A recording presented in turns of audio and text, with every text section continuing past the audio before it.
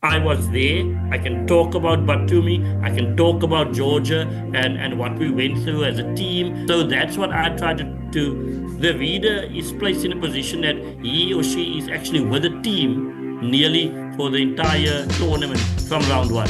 Calvin and Watu, I enjoy the term edutainment. It must be educational and it must be entertaining. Just to tell you, it's 11 rounds. It's 8 games per round, so you get to about 88. But then you also find Andrew Kayonde, for instance, drew with Ivanchuk in round one. That's an interesting game that needs to come in because there you have a top African player. Later this year, the book on Azerbaijan 2016 will also make its appearance.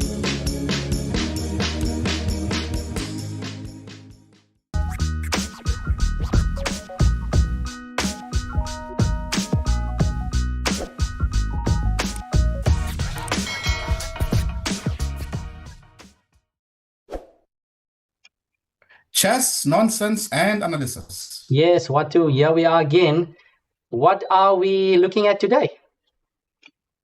Today, we are very fortunate to have the author, a very passionate and well-known author to us. We've had him already on the show, and he has written book 11, and I'm not going to go into it. And here he is. I think we should welcome him. Dr. Lyndon Bouah, welcome. Welcome, Dr. Bouah. Thank you very much, Watu and Calvin, and thank you for having me on your show. Always delightful to follow all the chess news that you guys bring and some lovely analysis during the SA Open as well that I followed as well. Okay, fantastic. It's good to have everyone here. And of course, we are talking book launch. So Dr. Bouah, can you please tell us what is the new book all about? We are excited, and I heard a little bird talking about something about Olympiad. Can you please let us know? Yes. No, so Calvin, I decided about a year ago that our Olympiad history is a very rich history for South Africa. And we played our first Olympiad in 1958 in Munich. And together with Tunisia, we were the first African countries to participate in the Olympiad. Thereafter, we continued to play up until about 1974 when we got expelled. And thereafter, we only joined back into the Olympiad fold in 92. So I was fortunate to be an Olympian in 92 and together with Watu in 1994, played at Moscow, and then I was the captain of the Olympiad teams at a number of Olympiads. So I've chosen to begin my Olympiad series with 2018 because it's also the 60th anniversary year. So 1958 was the first one, 2018. So it was sort of a mark, a watershed point for me, but it was also the last Olympia that I physically attended just before COVID. So as captain, I had insight into the players and I had insight into the games and where we stayed and so forth. And of course, I had my notes, my daily notes. So I was then able to, and I've written a book called From Georgia with Love. Of course, it's a play on words from Russia with love, but it is about the 2018 Batumi Olympiad, and Batumi is, of course, in the news, and that's what the book is about. It's a start of the Olympiad series where every South African game will be in the book, and it will be analyzed, and there'll be a learning lesson taken from it, from both the open section and the women's section. Wonderful stuff. That sounds amazing. I don't think I know any other Olympiad book. Maybe my knowledge is not, or maybe I haven't read enough books, but that's the first for me. Georgia is amazing. Of course, we've got the FIDE Women's World Cup currently underway in Georgia. It's got a rich history. What do you think? You've covered a bit of Georgia as well recently. Sounds like a nice topic to discuss. No, definitely. And I had a little browse, of the book, and for me, I believe that what I enjoyed definitely, and what the readers will enjoy, is the learning lesson, because it means that basically with each game you are able to learn something. And I just wanted to ask Dr. Bouah, how long did it take you? I mean, you have to go to each and every game and And because I was looking at the learning lessons, I mean, they are really well thought out, and it must have taken that must have taken a lot, many hours to put together. Know what to an average book to write for me takes 6 to 7 months. So this book would have started round about probably October last year. And that is why, although we're seeing it now in July, I start to play through the games on my own first, just play through it to get a feel and a sense of the games. Because, of course, you will remember key games from the Olympiad, but I may not have known all the open games that the women played, for instance, because Grandmaster Stojkovic was the coach. So once I've played through what I call the first round, then I have a feel. But now it means I've got to go deeper into the games, and that's when the analysis starts. And of course, one of my good friends, Cecil Olsen, he challenged me one day and he said, Lyndon, lovely historical books, but you're also a coach. Why don't you put some coaching knowledge into the book? And I think that's what I'm trying to do, so that at the end of each game, I want to be able to tell the reader, Dobretsky said principle of two weaknesses. This was illustrated here. Bishop versus Knight, that was illustrated here. And there were lovely games played, even by the opposition. Sometimes you also have to admire the technique of the opposing player so that you can see how the players slowly and methodically are able to increase their advantage. And those are the things that I, as a top player in my own right, I can appreciate. And so that's why a book like this is about seven months in the making. And in Nigel Short's book, Winning, Nigel Short makes an interesting comment. Grandmaster Short says he doesn't want to have too many analysis that nobody follows, but he wants to have descriptive things that can teach people. So I'm kind of on the descriptive things where I'm trying to teach as well as enjoy. And I want to say, Calvin and Watu, I enjoy the term edutainment.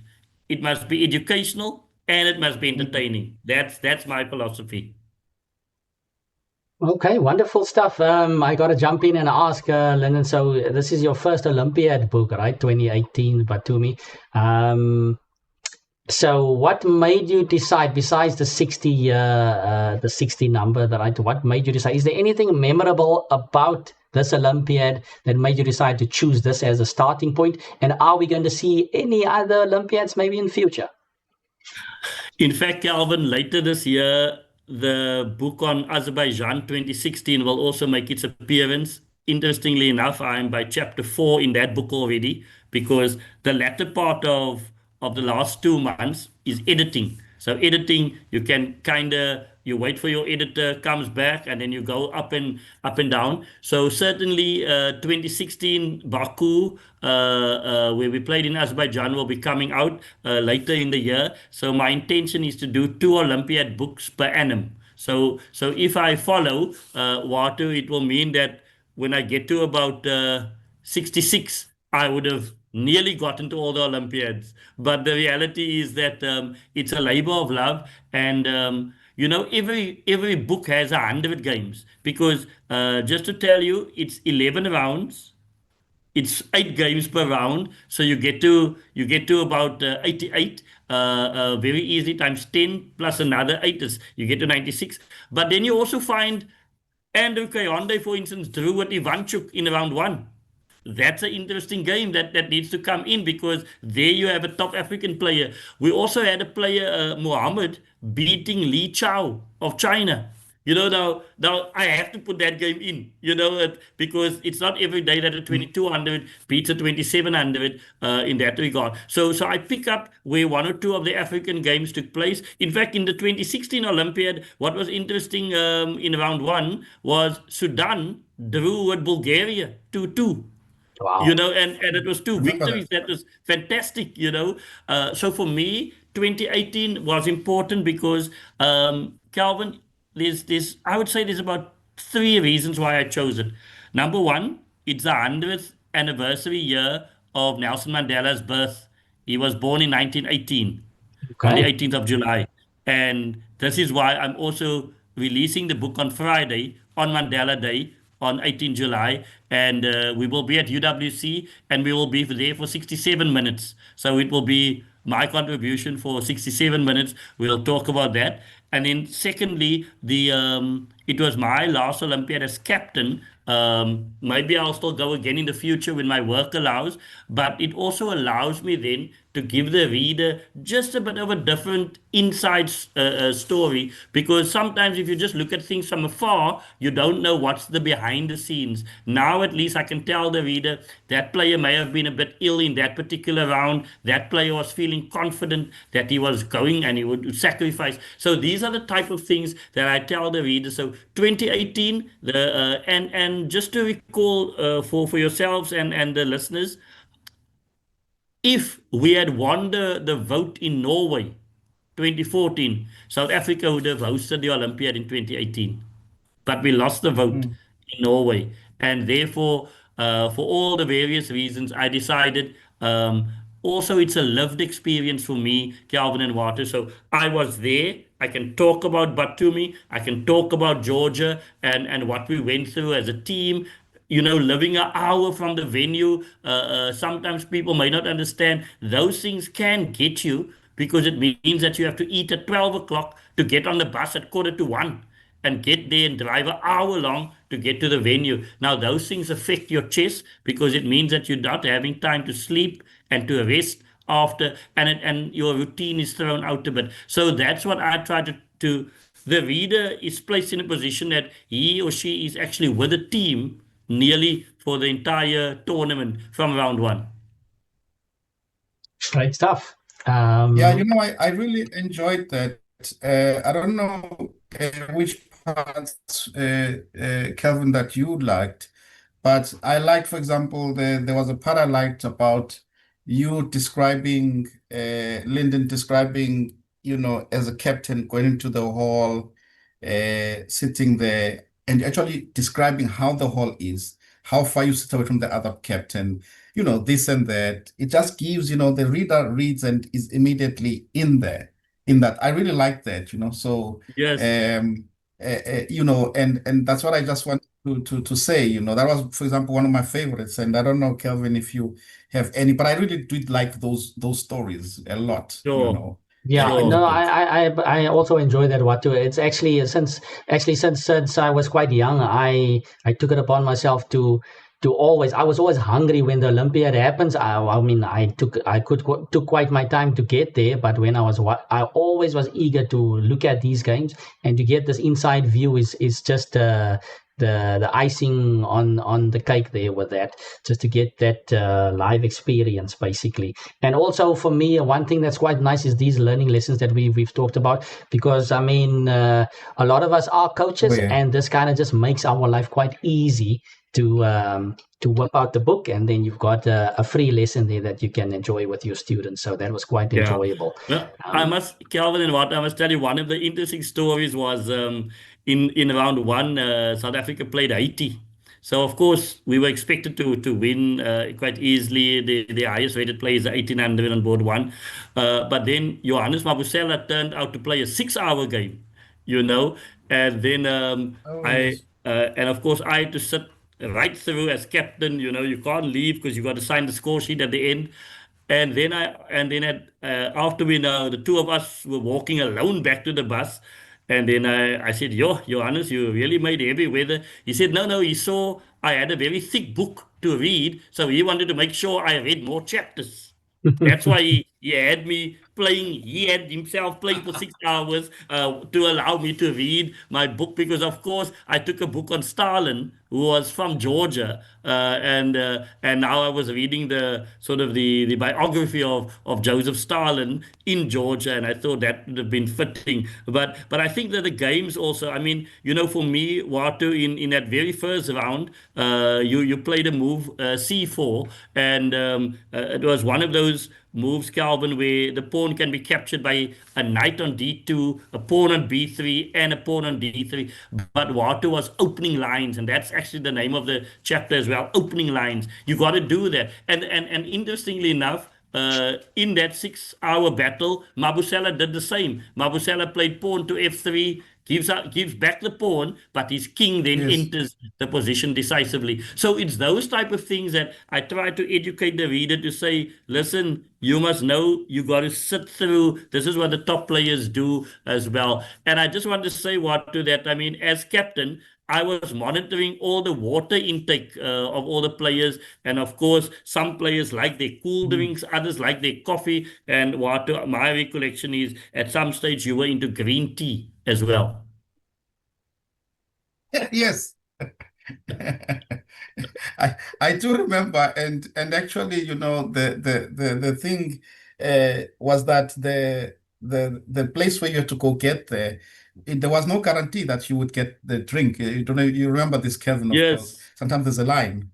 yes, So Yes. one of the things that and one thing I must admit, I'm gonna say to the viewers, Lyndon is a hell of a captain in knowing the critical moments. Like Lyndon will be, you will reach a critical moment, and then immediately, as it's critical, that tea will come in, or that water will come in at that moment when it's needed you know yes, and but this is the point. It's because you see, you yourself as a top player who has played many Olympiads, you tend to understand exactly what I'm not going to attack people, but we had some captains where there is some what shall I call it? First and foremost, it's not as easy as people may think. I mean, you have to sit through the match, as you're saying, a 6 hour match.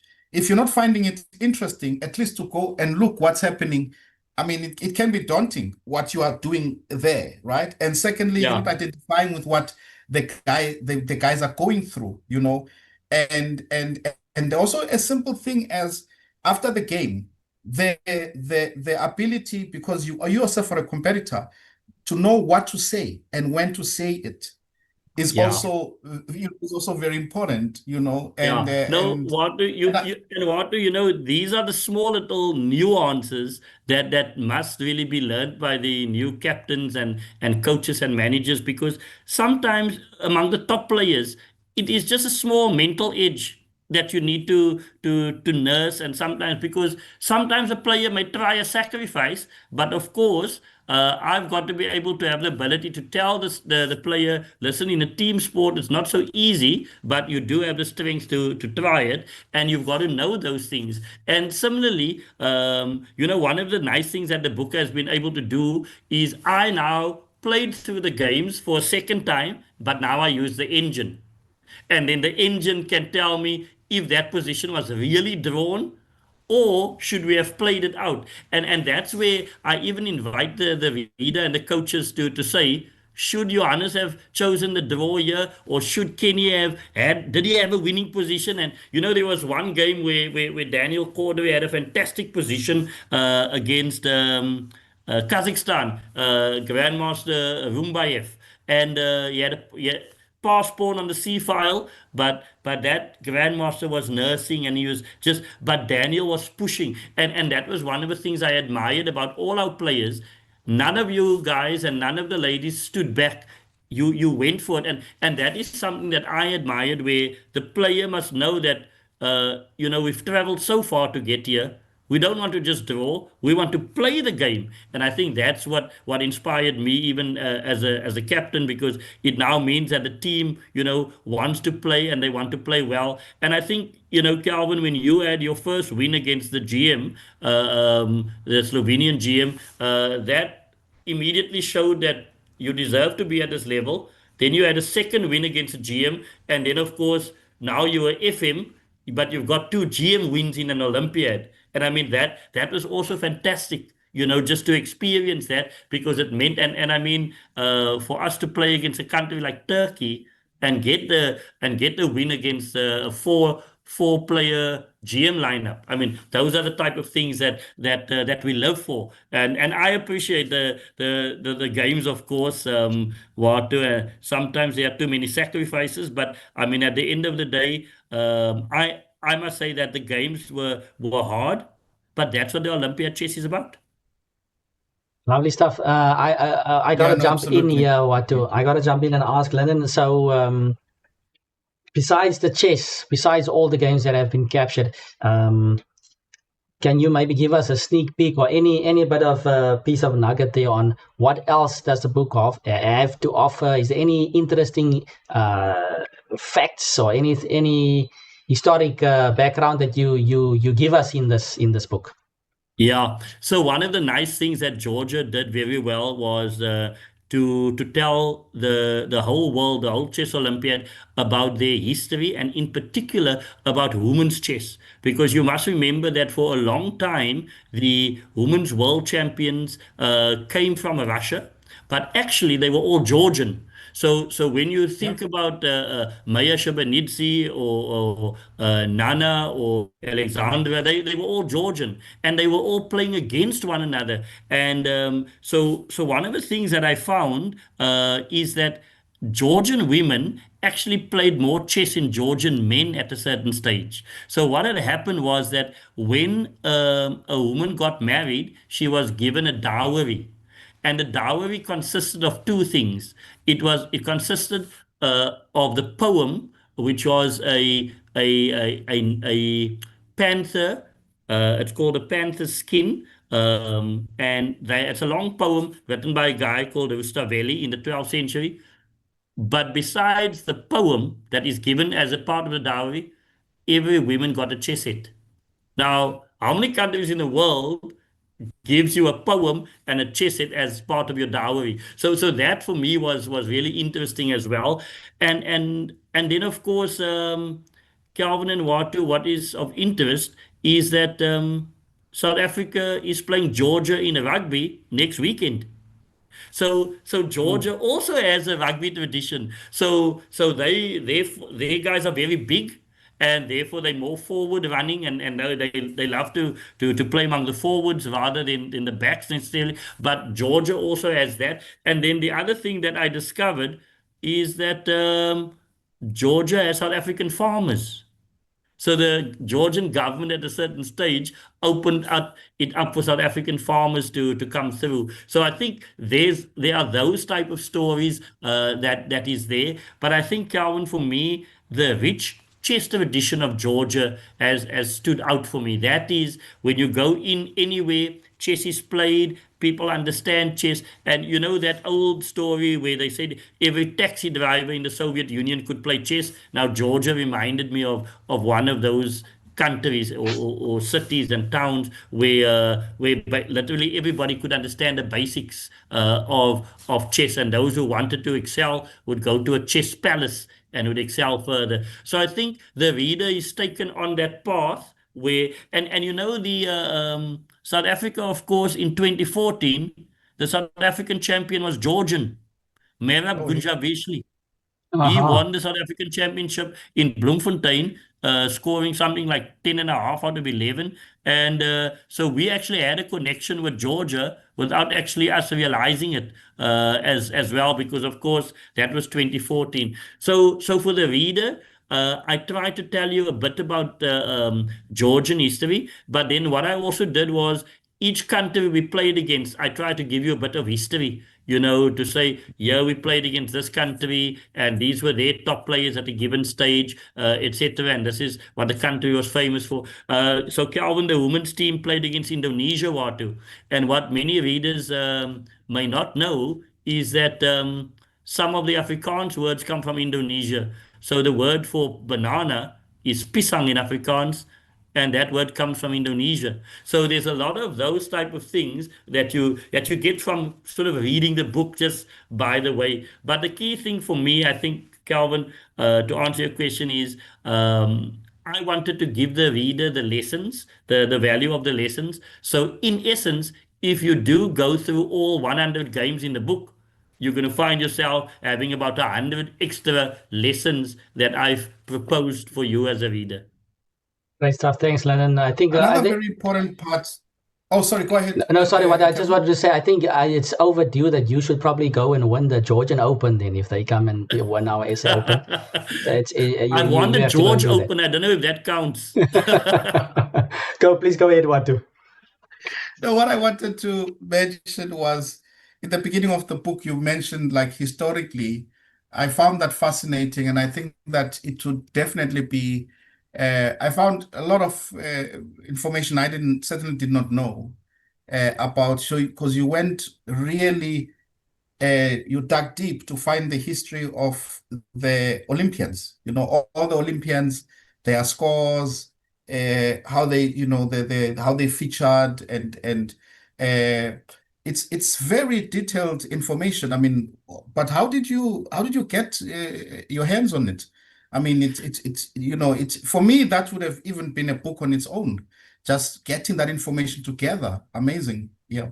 No, thanks, Walter. So the interesting thing is chapter one, Calvin has 25 pages with no chess games or anything in it. Now, last year, I had the privilege of attending the Olympic Games in France, and I went with the University of the Western Cape.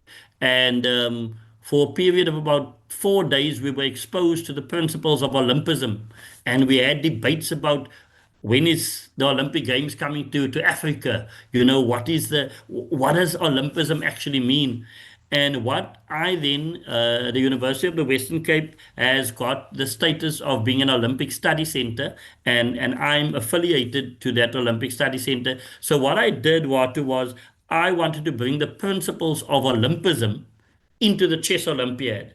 And one of the key questions that I was always grappling with was why was it necessary for South Africa to be expelled in 77 and suspended in 74 because couldn't we just continue to play chess at that stage? But when I went into the history of the Olympiads and I went into the sport policy, because with my other hat on, I've got a PhD in sport policy and sport science. I realized that the principles of Olympism, of fairness and harmony and balance, also had an element of humanity to it. And the fact that we couldn't, you couldn't be chosen to be part of the South African team because it was national government policy, was against the principles of Olympism. So, chapter one, I then sketch the history of 58. We go to Munich and we do our thing there. Then the next time we come and we try to play was actually in 64, and we played in Haifa in Israel. And of course, the interesting thing there was we played a match against the Soviet Union, our only match against the Soviet Union, and we lost 4-0. And I mean, they literally had five world champions in their team. The only non-world champion was Stein. And then 66, interestingly, we go to Cuba and we play there. But later on, in Southern African geopolitics, Cuba sends their soldiers to fight South Africa in Angola, and they fight there on the border. So you have these interesting little things that come into play. And then for me, to somebody that we all knew was Eddie Price. Eddie Price turns up and he plays in Cuba, and he scores actually 6 wins, which is fantastic. And then you go to 68 and the team plays in Lugano, and David Friedgood does exceptionally well, and you've got Piet Kruin coming into play. We were actually competing with the likes of Portugal and Finland and all of those countries. So, Walter, thanks. I'm glad you enjoyed that chapter one. I did. I did. Okay. Yes. So I mean, it sounds like there's lots to digest in this book. There's chess, there's history, there's everything, a little bit of everything in there. Is there anything else on your mind? What to? I'm quite curious. I think Lyndon has a game in store for us. Anything else on the table before we jump over to the board? So I just want to make this point before Walter comes in, that what I've tried to do in this book is to also give the names of every player that has played for South Africa at the Olympiads from 1958 until 2024. So in this book, you will find that there were 44 players that have represented South Africa, and I've also put their titles in here as well, so that at a given point, 2025, these are the 44 players that have represented South Africa.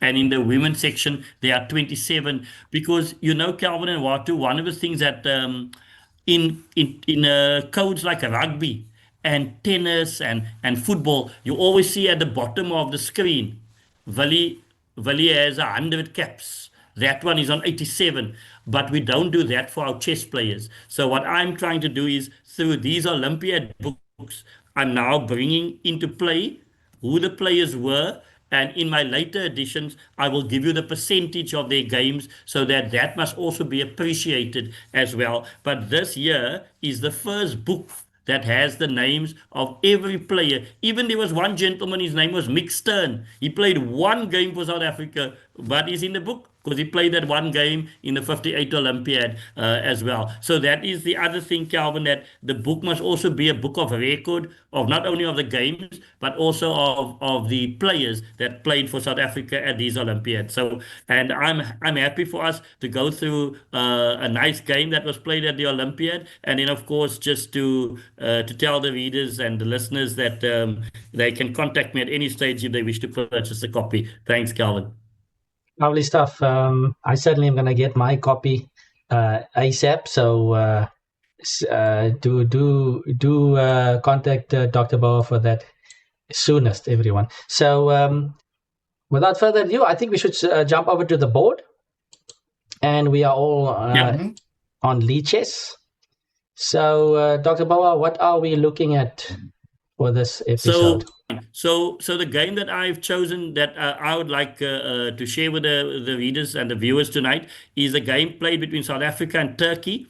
Calvin Klaassen, rating 2262, playing against Mohammed Dustin, who's a grandmaster, rating 2569. So this is a lovely game that was played and impressed me no end. And I think the viewers should sit through this one with us, Calvin. Okay, South we're Africa going versus a Turkey. bit back in time. I'm looking forward to it. Okay, shall we get going here? Yes. Watu, who's going to start there on that side, Calvin? I don't know who wants to take charge here, guys. What will you take us? Yeah. Watu, you can Okay, take it. I'll take it because it's Kelvin, it's your game. So, right. So we have a Dutch, Leningrad, and Kelvin plays this bishop f4, not necessarily always seen. So I suspect there must have been some preparation behind this bishop f4. Oh yes, yes. I can just put my own spin in there.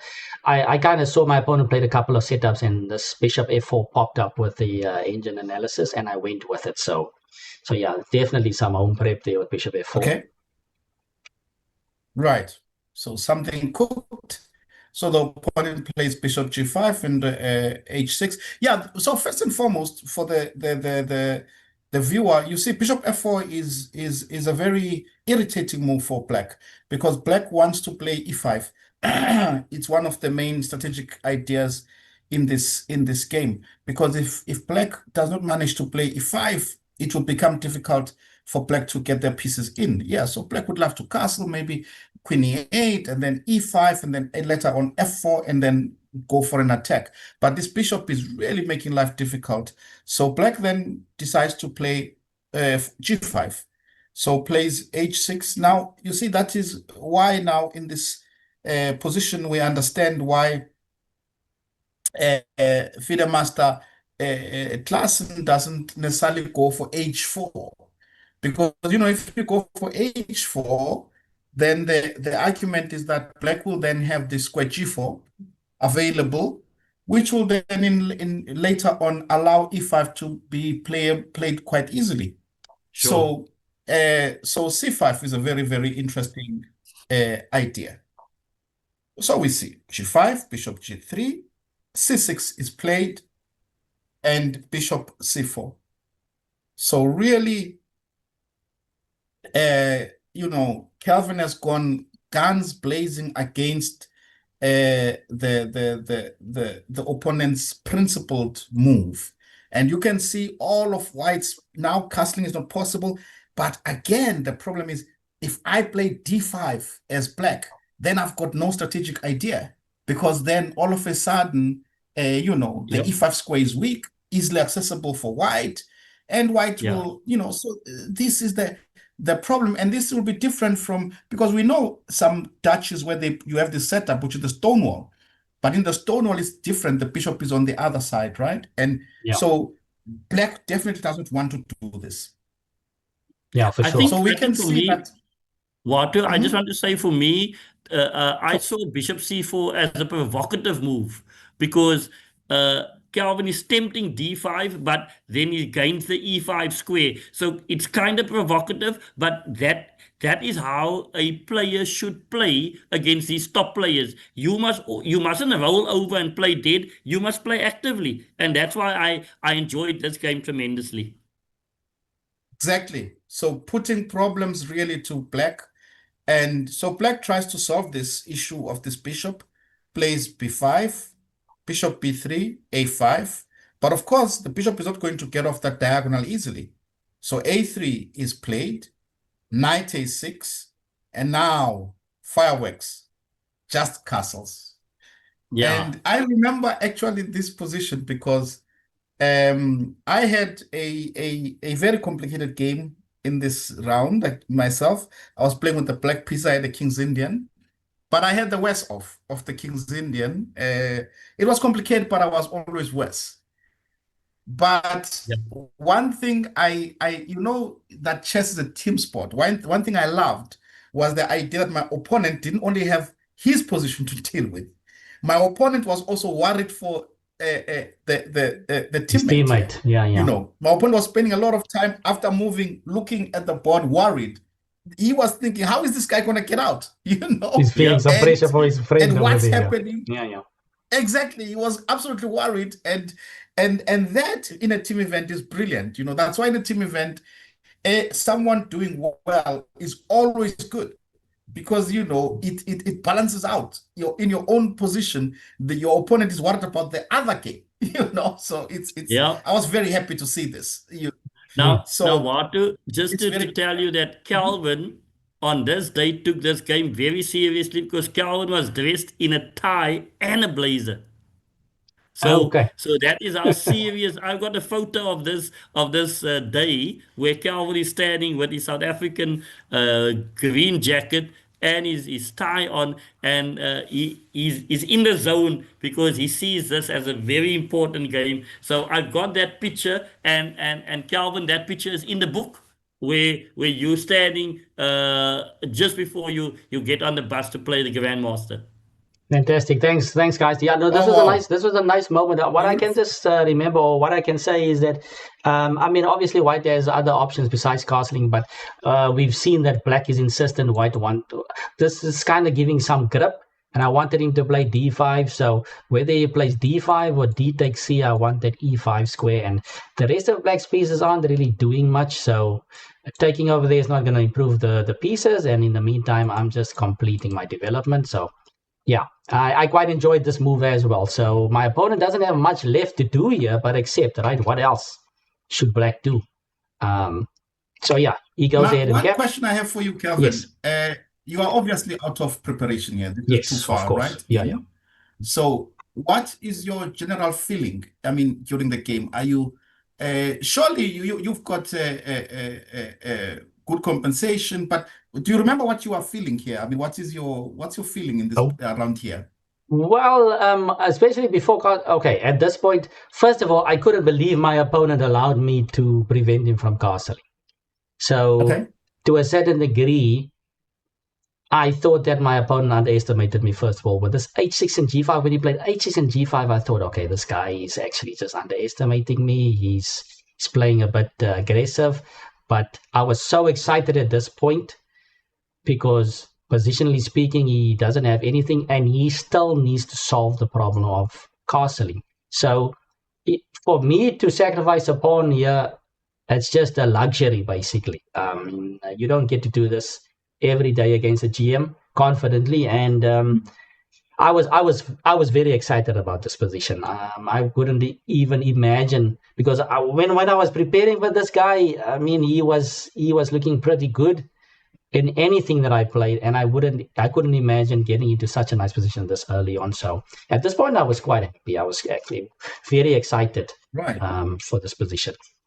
So yeah. Um, castles happened, but black doesn't have much to do here. Black can't castle. Is black going to play d5? What is black to do? So he actually captured after castles. And what to do? So I just captured. I took the square. Why not? And f7 is now on fire there, and this diagonal is also open. And c6. And c6, of course, is also hanging. Sure. This is trouble. C4, C4 is more or less forced, yeah? Yep. Yeah. And at this moment, you know what? I liked my position so much. I was beginning to ask myself, what is my opponent going to play? And to be honest, after my opponent's next move, I was convinced, okay, now I'm in the front seat. If you're playing against a grandmaster and he plays such a move, what to? Sure. Come on, knight b8. Somehow you need to be convinced that you did something right here. So knight b8, I was very happy to see that. But okay, it's difficult to suggest a move here for black with c6 pawn and hanging.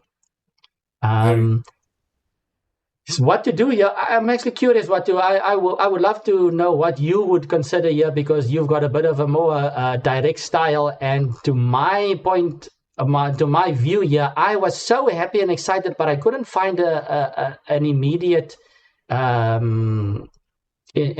punishment for black. So I found a very interesting concept here, which it felt like a typical my style. But maybe you have something more active here. What would you suggest? No, look, I've seen this game, and it's one of my favorite games. So what you played, I mean, I think I like, because you stop the player from castling, which means that you have more time, right? It gives you more time to then smoke him out, so to speak, you know. So I really love the approach, because it just buys you more time. I love this approach of knight g5. Calvin, I also want to say that, if you study those old Soviet annotations, then they will say you've got the advantage, you just need to proceed slowly. And by you playing a move like knight g6, the rook, unless he's going to give up the exchange, the rook has to move. You move back, and then the notation should say the player has gained time, and he's also gained the advantage of the king is forced to stay in the center. So all of a sudden, a move like knight g6 has now you've nearly gained, I would say, 2.5 moves, because he's got to play rook g8, and when you play back to knight e5, then his rook is not standing on the greater square, but his king can never castle king side. So and the queen side is already pretty open. So for me, knight g6 must be one of those little nuanced Karpovian type moves where you just play it and you come back again, etc. So that's how I looked at it in the book. Yeah, it was another funny moment for me, because how do you play knight g6 and knight e5? The position is the same. Yeah. You just hand it to your opponent like a 2 move, but you still feel like you've improved, right? So, but so this was really funny to me. I was talking to myself during the game, but okay, now black needs to come up with something, and I knew already by now that my opponent is weary of his disadvantage here, and he's going to go active. I knew this. He's going to have to go active, so this was expected. And okay, I don't know if I handled it in the correct way, but I thought, let me not just play passively and play h3 or something. So my opponent constantly looked for activity. Why not queen f3? Put pressure on f5. Back. You are looking for activity yourself. Yes, I was. That was my mind, just on a mindset type of thing. I mean, I really wanted to just continue going forward and not back down here. So takes. But I think, Calvin, just before you with your queen f3, you've also united the 2 rooks immediately, and then of course, if you look at it, I mean, every piece of yours is literally playing in the game. The 2 rooks will come into the game very shortly. But I mean, queen f3, f5 is under attack, c6 is under attack. If the knight on g4 leaves its post, h5 will surely fall with a check. So I mean, all of those advantages, you are playing actively. That's the difference. So I mean, this is one of those games where you're showing attacking prowess. Yeah, no, definitely. I was happy to find these moves. And my opponent was also desperate to find activity, so he captured queen c7. I protected the pawn. Why not? H4, and E6. And I still couldn't believe that my opponent is, he's so far away from getting any activity. I guess this is a nice moment for just the viewers to pause and try to find a move over here. I think white has plenty of options. There is a tempting option if you're looking for material over here. I'm wondering if you have paused the video. Did you look at knight takes b5 perhaps? With that rook hanging, or did you find anything else? I went for e4 in this position, trying to open up the position for my pieces. Knight takes b5 just seems a bit illogical, right? I think black would grab the opportunity just to drag my queen into that corner over there, and all of a sudden, and bishop b7. I think it's a very teachable. I think it's a very teachable moment, Kelvin, for our viewers, that sometimes material is not as important as control, because here you get the material, but you lose all control, right? I mean, the control that you had, you coordinate the bishop and the rook or to g2, and you've lost a bit of control here. Yes, and my queen is wayward, and all of a sudden, black has more active pieces, right? So, activity versus material over there. So, okay, you have normal moves like rook a1 as well. e4, I just thought I need to open up the position while the king is still in the center. Beautiful, yeah. Yeah. Black goes queen c7, takes, and okay, there I saw an opportunity to do this, since the queen is not monitoring the queen side anymore, so I will just completely invade over there. Black is doing, of course, everything to murky the waters over here. Knight d6. Yes. I was a bit, at this point we were in a bit of time pressure, mutual time pressure, and I wanted to trade off some pieces, won the f5 pawn. So Calvin, just pause here for a moment. So, one of the South African chess champions, David Friedgood, wrote a book a few years ago, and he looked at the beauty of chess, and he looked at geometric shapes. And when I was looking at this game, I thought, how many games did I now see where the two bishops are lying, f4, f5, c8 is hanging, g4 is hanging, f1 is also hanging at the end, and it looked like one of those sacrifices. The book that I'm talking about, Wato, is Secrets of Spectacular Chess, that David Friedgood wrote. But this is one of those positions where I nearly want to say accurate analysis is required. You can't speculate, because you may blunder yourself into something if you're not careful. But at the same time, if you play accurately, you should come out nearly a piece ahead or strong position. But I enjoyed the geometric motifs in this position, Calvin.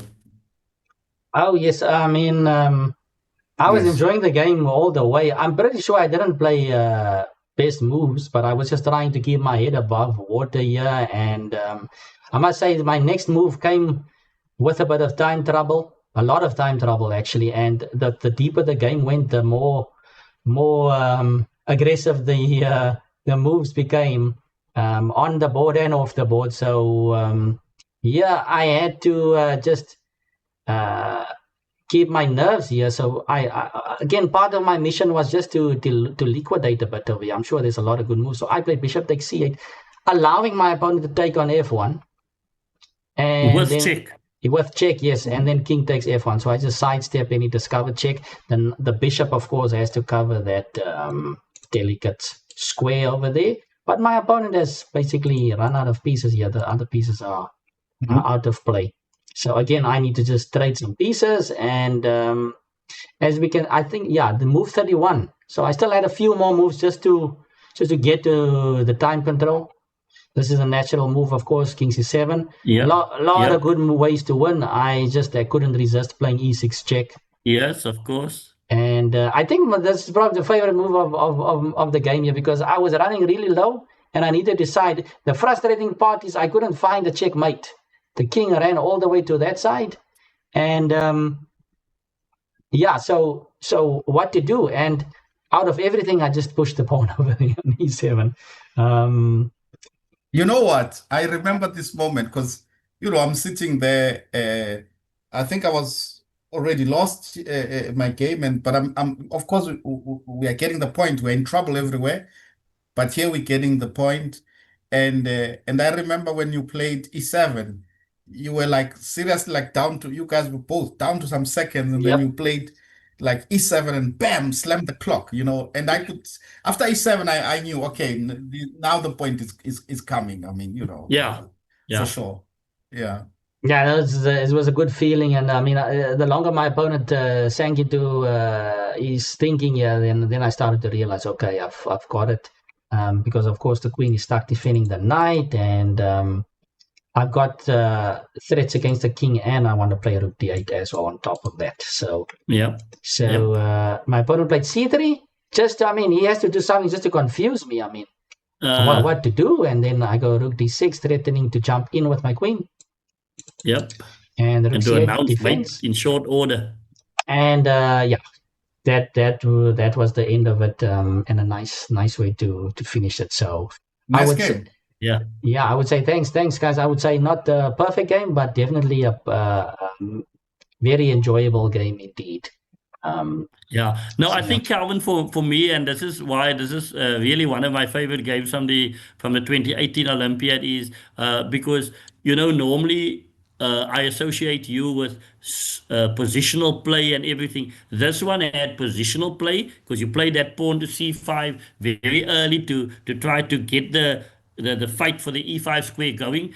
You then even allowed that pawn to be sacrificed just to gain knight e5, knight g6. So you went from your positional advantage and you showed how you were able to convert that positional advantage into a win of this nature against an opponent of 25-69. And I mean, these guys are all experienced. They play nearly every 2 months in Turkey at their top tournaments. So a lovely result. And I mean, for you personally as well. And I'm sure it gave you that necessary confidence because, of course, Calvin, as you and Walter will remember, you missed the IM title directly by half a point, basically. But these are the type of things that assisted you Mm. into getting the necessary points. So, Walter, I've enjoyed this game tremendously. Yeah, this is Yeah. definitely a memorable one. Thanks, Lennon. It's Nice game. good to have this game in the book as well. I'm sure there's a lot of other games that will entertain us. So yeah, looking forward to seeing your comments on the game in the book as well.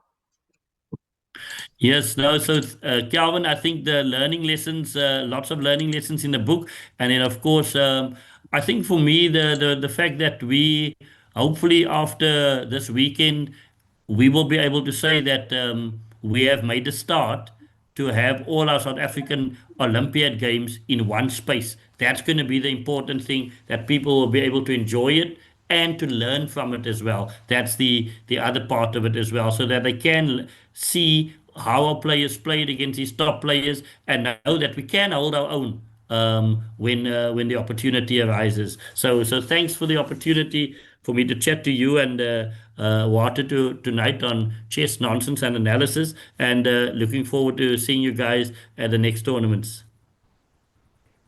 Fantastic. Thank you for availing yourself, Doctor. It was amazing doing this with you, and looking forward to reading the whole book. And yeah, I gotta thank you. This is quite nice. As I said, from a childhood perspective, always interested in these Olympiad games, and finally someone putting it on the table for us with some great analysis and background. So thanks, Dr. Bouah. Super stuff.